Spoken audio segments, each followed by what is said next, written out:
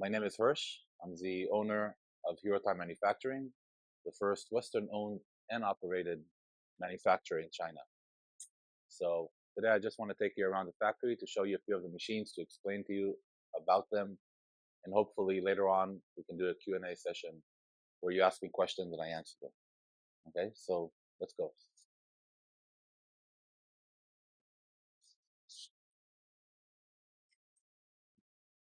Have fun. Okay, so let's go to the beginning of the floor, all the way over there.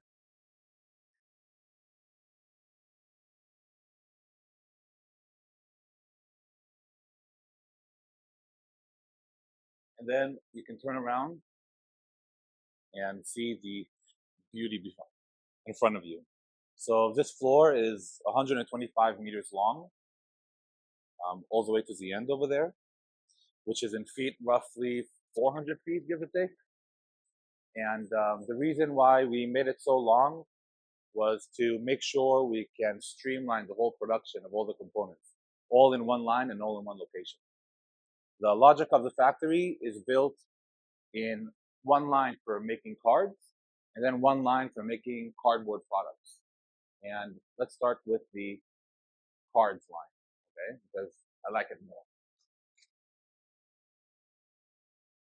So all the printed components we print, they come up through this elevator over here, and they get positioned right in this spot before the oil coating machine.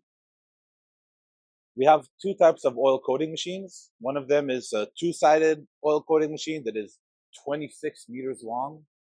It will be in feet, roughly 78 feet, give or take, maybe 80 feet, I don't know. But 26 meters long. And then we have another one-sided coating machine that is a little shorter. To the side of it, we have a machine that is a linen finish machine. Many people, they ask for linen finish for the components. So I think this is a pretty cool machine to see. Over here, in this machine, we have two rollers, top and bottom. This is a double-sided linen machine. So if you want to make token sheets with linen, or you want to make cards with linen, the sheets get fed from here on this conveyor belt. They go through these two rollers, and they get the pattern of the linen that we apply to it. Okay, so if your cards or your components, they need linen finish, we will first use this machine to do the linen finish for them. After the linen finish, if it's cards, we're going to use a the double-sided oil coating machine, which is pretty cool. When you look at it from this direction, all the way to the end, it's pretty long. And it will be quite a walk for us. And then we also have the one-sided oil coating machine. So this machine is specifically for token sheets, individual player boards, that they get glued on cardboard. So we cannot oil coat them on both sides. We coat them on one side. I just want to express that not all factories use oil coating machines. Some of them have other solutions, such as UV oil directly applied from the printing machine. We found that oil coating really protects the ink from fading away over a long period of time, and really makes sure your colors pop out a lot more. There's a lot for color to pop out, but this is one of them. So after we finish with the oil coating of the components of the cards, they arrive to this station. This is where we cut the cards into decks. The reason I was explaining before was have a streamlined production line, a very long production line, a streamlined line. So once it finishes one process of the oil coating,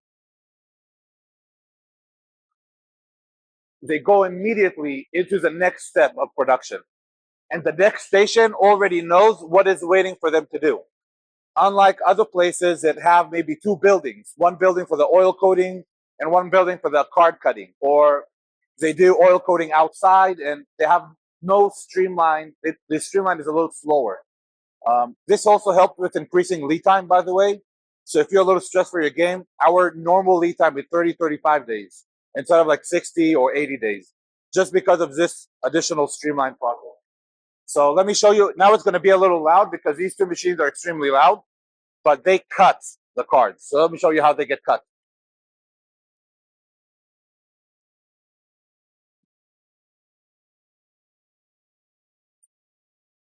Let's take this machine because he's sitting.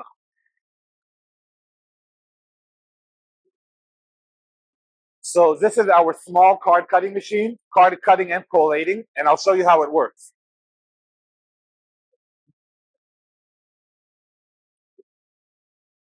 Liguanisha, Liguanisha, Guanisha, Guan, Guan. 好，谢谢啊，因为我要聊天。So let me show you how this. Let me show you how this machine cuts. Actually, it's very logical, very easy. The machine, the cards are fed directly from that part, from the feeder, onto a conveyor belt. They fed onto a conveyor belt over here that pushes the cards through knives. Okay, so you see each of these black circles has a knife to it, and it literally slices the paper right over here, as you see in this sheet that is in the middle. You can see very carefully. You have the cutting lines of these rollers, of these black rolls. After this, the machine is fed through these wheels. That's why we need them, because the sheet is already not full, right? So they need to be pushed individually, each line, and that's why we have these rollers over here as well. They get down into this another cutting lines, and then they cut them vertically, the cards. After they get cut on the vertical card, you will be able to see over here, they get pushed under this conveyor belt in a very equal straight line.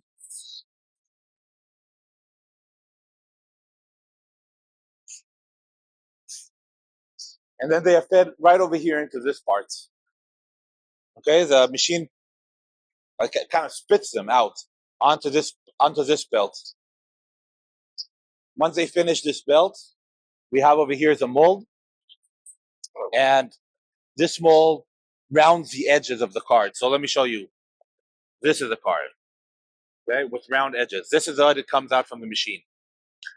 Okay, at this stage, it's very important not to touch even one card. If you touch a card, your deck might be missing a card in it. Okay, so it's very important that we keep them safe, and they move directly and immediately into the shrink wrap area. Let me show you how the shrink wrap area looks. Oh, by the way, this is very fun. Right now, they're adjusting the machine. They're adjusting the knives. They're adjusting the distances of the knives, okay, to accommodate for different size sheets. This setup takes roughly 2 hours, 2 to 3 hours. So when you want to do custom size cards, it also, if you want them to be processed automatically, it means we need to set up the machine for 2, 3 hours. This machine can process around 15,000 decks a day. Yeah, so if you're only doing 500 sets, I really recommend against custom size cards. If you want them to be automated, if you want them to be manually cut, it's also fine, of course. This is all the wastage of the card, the wastage paper, the bleed area. You know, a lot of people talk about bleed, margin, and that stuff. You will notice over here that each card gets cut, right? And they have the frame of the card. This is exactly the 3mm bleed that everybody's talking about, and people don't understand. That's why we need the 3mm bleed, so we can cut accurately without cutting your artwork. Okay, so this is all the wastage from all the cards that we cut.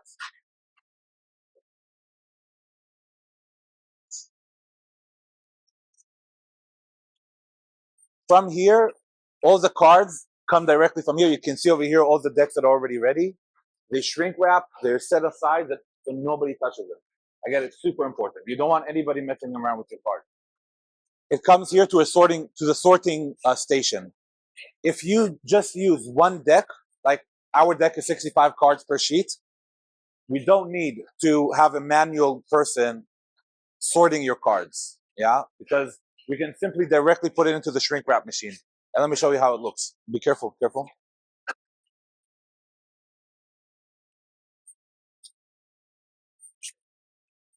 At this moment, we are putting cards together. because we want one deck. A standard deck is 65 cards. For this customer, we have a deck of 93 cards. So we need to process this manually, which is kind of a pain.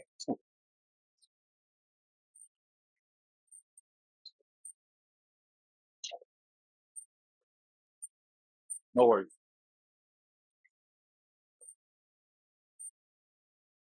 This is the shrink wrap machine. This is what shrink wraps the cards.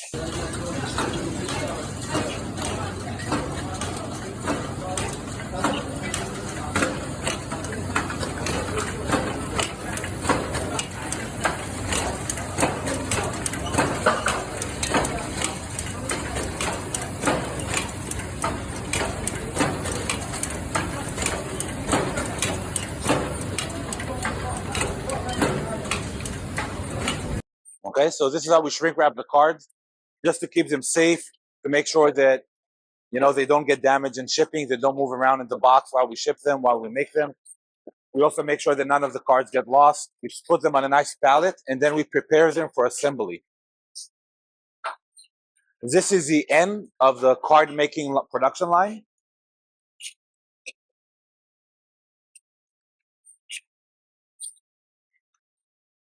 And once we finish them,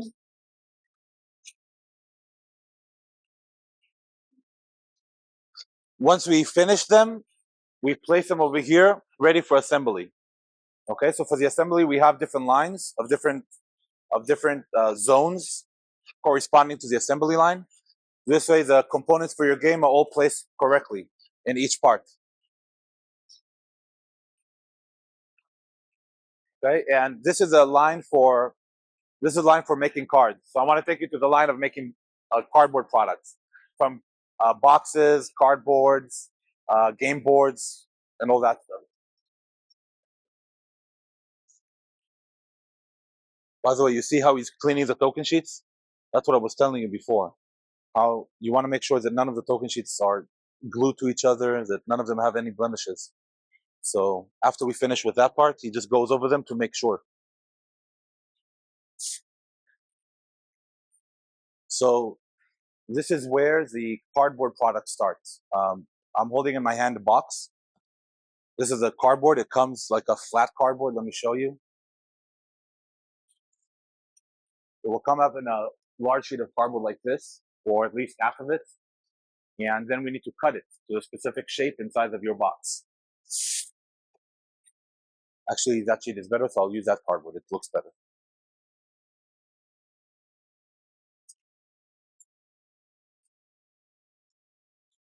So this is the line for the cardboard products. So obviously, when we buy cardboard, we buy them in large sheets, and then we need to cut them to fit your sizes. Now, in our factory, we only use standard sizes. We can customize sizes for orders over 2,000, but we really care for. I mean, that's why I open Hero Time, I think, directly for the small game publishers. And for them, it's always better to do standard size boxes, standard size token sheets, those that fit the maximum amount of tokens and components in a cardboard sheet, in a standard cardboard sheet. Okay, so let's say, for example, this box, we cut this sheet, we cut this cardboard to the right size, and then we use this machine, and then we use this stamp machine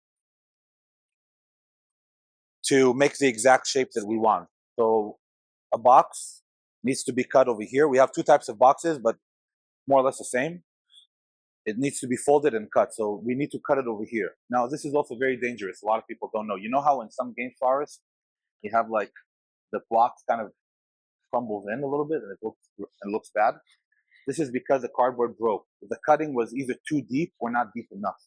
So this one is actually super important, that when you cut it, it's the exact level of depth that it needs to be. Okay? If it's too deep, it will fall apart.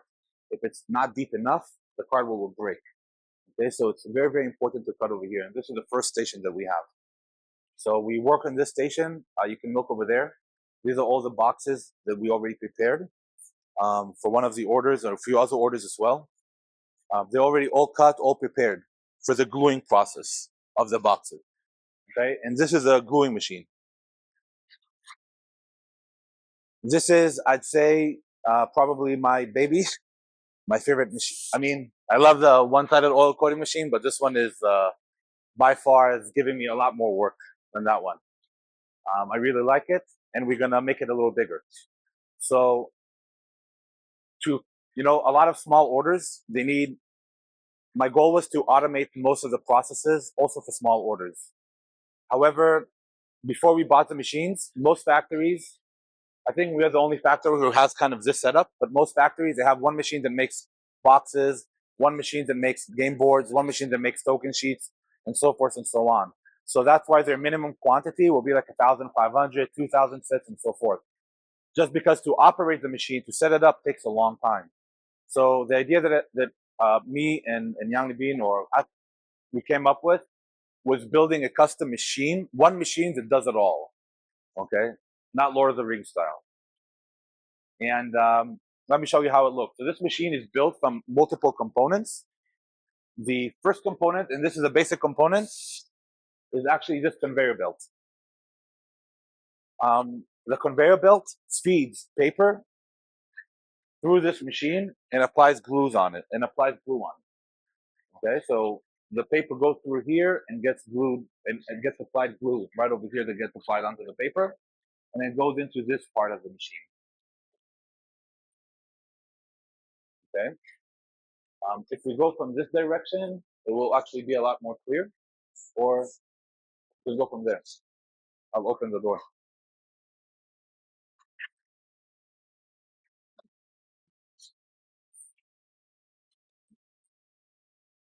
So, like I was saying, the paper is fed from the right side over here, and then the cardboard that gets glued to the paper is fed right from there. So we have one line that that folds the cardboard to make a box, and then we have another line over there for token sheets, and game boards and flat cardboard that don't need to be folded. This Yamaha hand pulls the cardboard from either the box or the token sheet and places it directly onto the sheet of paper that goes through this conveyor belt. Okay. The reason why I like this automation is because this machine has a lot of sensors that make sure that the hand places it exactly at the right spot. I'm talking about the margin of error over here for this hand is under 2 millimeters. If you glue something manually, we're looking at a margin of error that can go up to 5 millimeters. I mean, I know it doesn't sound a lot, 5 millimeters, but when you're gluing a box and your artwork just slips all the way to the side, it kind of sucks. So having like this 1 millimeter, 2 millimeter margin of error with automated machines is so much better. Obviously, we cannot glue all boxes with automated machines. If you're only ordering 500 and it's custom size, we need to use manual gluing. But if you use like standard sizes that we offer, we already have all the molds. The machine already recognizes the box. We just input everything into the system, and the machine operates it automatically. So the setup goes down from like 2-3 hours to only half an hour for a standard size. So that's why I believe standardization is kind of very helpful, especially for small game creators that go on Kickstarter.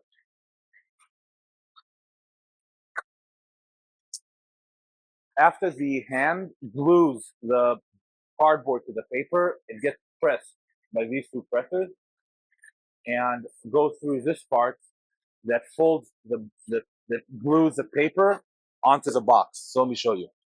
For example, we're gluing this game. The paper gets applied glue on. The hand places a box exactly in the right spot. And then this machine folds the paper on top of the cardboard, making it a box. Okay, so this is what this machine is.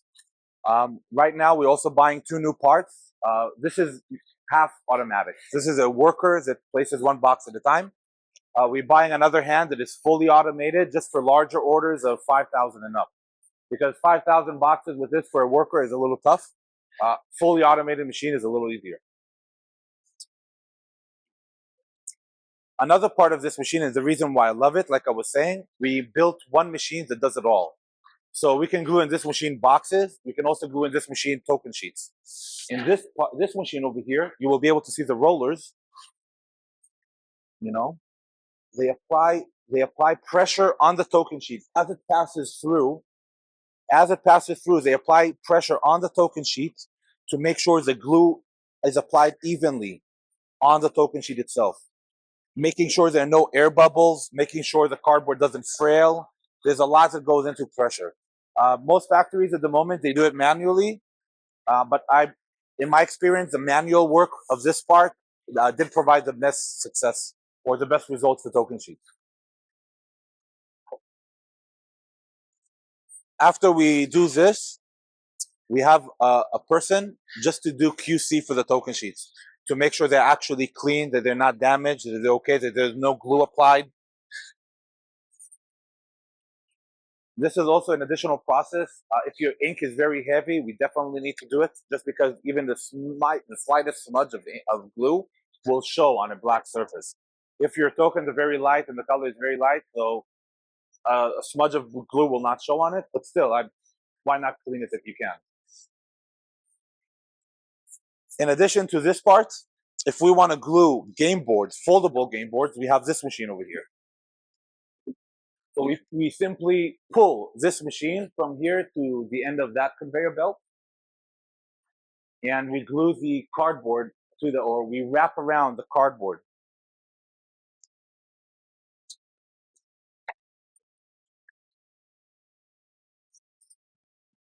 Okay, if this is a game board, foldable game board, we will first apply the paper on it over here, and then we will run it through this machine right this way.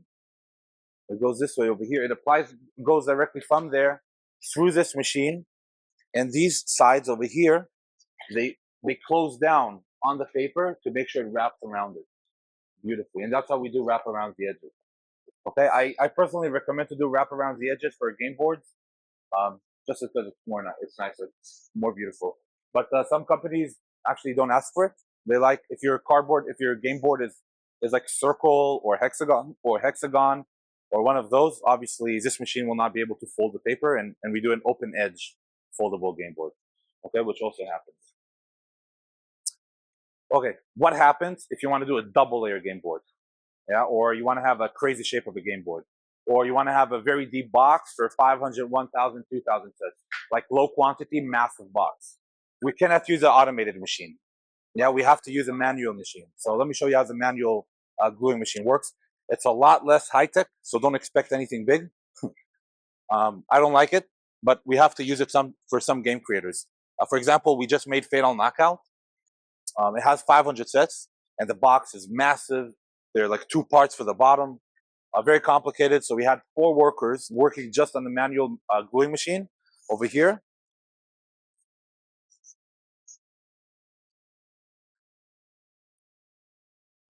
Yeah, they were working over here. One person feeds the sheet manually into this. It gets applied the glue on top of it, and then they get folded onto the box all manually.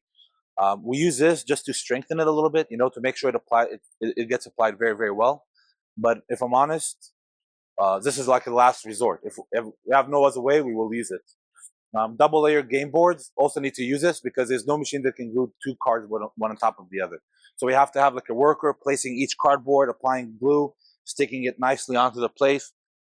It's a lot of work, and that's why we actually charge a little more money for it, for these processes. So once we finish with the cardboard components, they also get pulled into the assembly lines. And this is how the assembly line works. I prefer we go from there because it will give us a larger perspective of what's happening.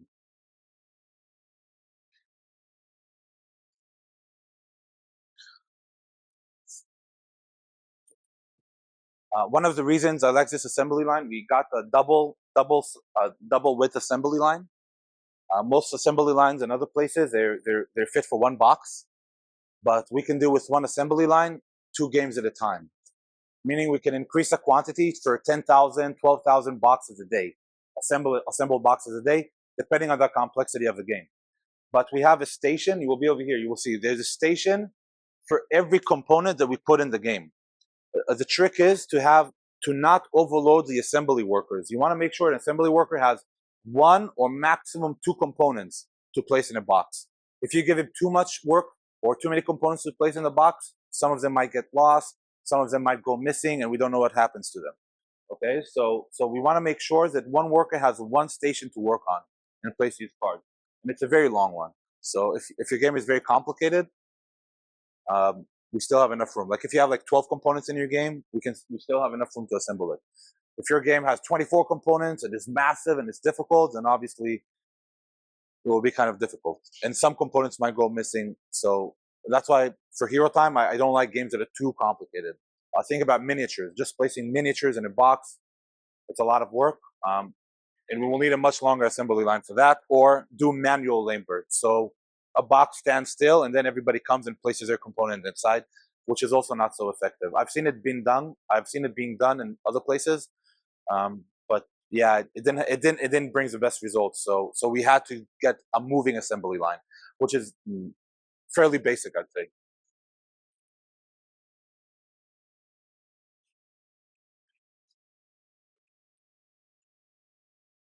So this is another part of the assembly line.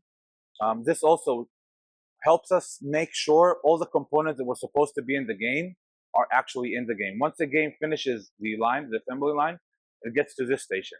This is again for games that are very complex, like 12 components or so, and we need another type of quality control other than somebody looking at the game.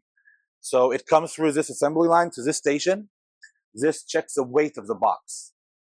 Yeah, exactly. So we give this machine a range up to like 10 grams difference. If the game is over, if it's heavier or if it's lighter, the machine beeps red and gets pushed. The box gets pushed to the side, where a worker can check why it wasn't accurate, either a missing component or too many components, and then we take it out and we fix it and we put it back in. Okay, so this is like a double layer of security for quality control. I'd say this machine alone helped us get the quality control issues down quite significantly for heavy games. So if on standard in the market, 20 games out of 1,000 will have some issues in them, either missing components or a component get damaged or anything. This machine definitely helped us lower it to like five out of 1,000. Some games we even have like 2 issues out of 1,000, which is pretty good. If you do mass market game like that sound game over here or like the Uzzle, your QC rate will go down to even 5 out of 10,000, just because we do this game over and over and over and over again. So again, the aim is to always lower the quality control issues. So you as a game publisher, you don't have too much work to do with customer service, and you don't need to handle bad reviews. I know if you're selling on your own store or you're selling in a retailer or whatever, people don't necessarily give you a bad review. But if you go and sell on Amazon or any public domain, people that are unhappy with your game will complain. So lowering QC issues is super important. Once we know that the game quality is good, it goes automatically on this conveyor belt through the shrink wrap machine over here. This machine can process around, it goes directly through this machine. This machine can process roughly 12,000 games a day, shrink wrap. Then it gets placed inside a carton, and the carton gets sealed also all automatically. This was because last year I tried working on sealing cartons by myself, and I gotta say that it was very, very, very, very, very, very, very, very hard work. And then yeah, after like 5 hours working with the team, they're here 10 hours a day, gluing. I was like, listen, dude, there's no way you guys can do it. So we decided to buy this machine just to make their life easier. Now all they need to do is simply place the games inside the box, and the machine seals the carton themselves. After they seal them, they put them simply on a pile and prepare them for the warehouse section of the factory. So from this line all the way to the end, this is like 500 square meters, so it's like roughly 5,000 feet, 5,000 square foot. All this is our warehouse storage facility, basically where we process shipping orders, right? Because after you finish producing your game, we try to help you with shipping. So if you want to ship to like different various Amazon warehouses, You have like warehouse in the US, you have a warehouse in the UK, you have one in Australia, wherever it is. We need to prepare these orders for you so we can even ship them for you to those warehouses. So we process all these in this warehouse area, right over here. So you can see there are quite a lot of games, quite a lot of cartons. We're preparing a lot of shipments now going out for Christmas. We start shipping for Christmas roughly July, August. We go for Black Friday. We go for Thanksgiving sales. You have Amazon Prime Day. So there's a lot of shipments that right now we're organizing just for that. Another cool thing that specifically we do, and it's work in progress. So I'm going to buy a shelf like that just for this part, is our components, extra components. So every time we make a game, we have a lot of extra components that go in it. And we keep them for roughly 6 months, just to make sure that your game that we produce did not have any QC issues. If it did have QC issues, for example, you launched a Kickstarter and 2 of your backers said, "Oh, I'm missing a token sheet. Oh, I'm missing a player board. Oh, the box got damaged," or whatever it is. Yeah, we have some extra components that we keep in our factory to send to your end customers for free. Okay, so this is also something very important, especially for your backers, for your Kickstarter, because they want to make sure that like they invested in you and your Kickstarter, and they want to make sure they get a product that's 100% perfect. So for that, in those cases, we save the components here, and then we ship them damaged components or anything that happens to them on the way to you or to your backers. We simply replace them for free for those backers. It's kind of a guarantee, quality assurance kind of thing. So yeah, basically this is the factory, my factory. I like it. I love it. I'm very happy I made it and I built it, but not me.